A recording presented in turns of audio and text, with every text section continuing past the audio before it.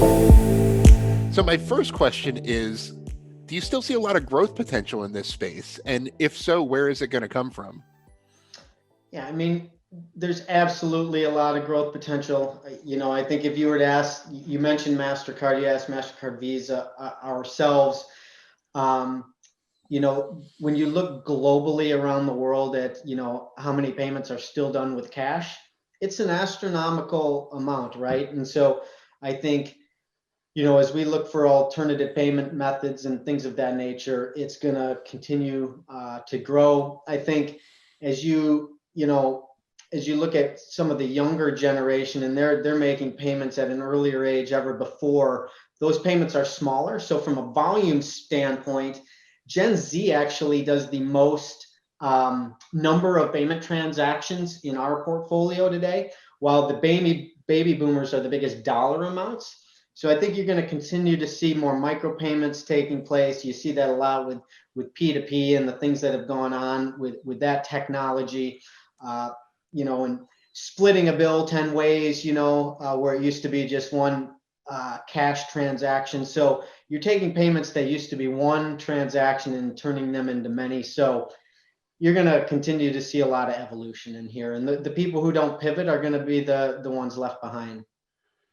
So, kind of on a similar note, um, there's obviously a ton of cash payments going on around the world. That's a big growth potential, and as they say, a rising tide lifts all ships. So, Yeah. do you also see? I mean, your market share has to be pretty huge right now. Do you also see potential to grow your market share, or are you worried about fintech disruptors? Because FIS has been around since the '60s. So are Yeah. you worried about any of these younger companies kind of swooping in with their technology and things like that? Yeah, we're always worried, right? If you're not close to your competition, right, you're not doing your job. And we have new entrances all the time. What I'll tell you, you had mentioned, right, we've been around over 40 years, and we really started specifically in that kind of core banking type business. And as we moved along in our journey, we've entered a lot of different adjacencies, right? New payment types.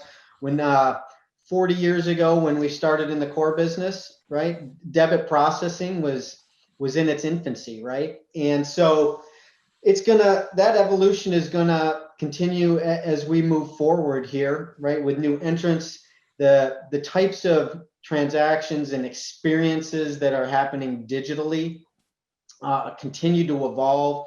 I will tell you, when you look at our merchant processing business, historically we've really played in that payment space, enabling payments. But if you look at our merchant and businesses that we transact with today, they're looking to providers like us to provide much more I'm going to use the word ecosystem, but in their business model, whether it be providing them working capital funds or lending or helping them sell online or providing more security, or maybe it's technology related to accounts payable, accounts receivable, general ledger type things.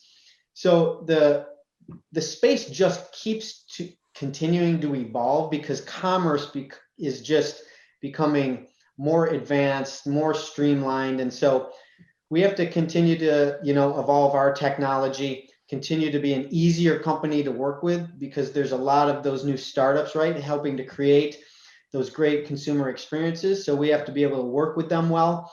And so really the opportunities are endless, and it's our job to make sure we're making life easier for our customer base and providing the services they need to provide to their end consumers. Because at the end of the day, we're a B2B type company, and so we're that quiet partner behind the logos we do business with, and we have to make sure we're meeting the needs of their customer base.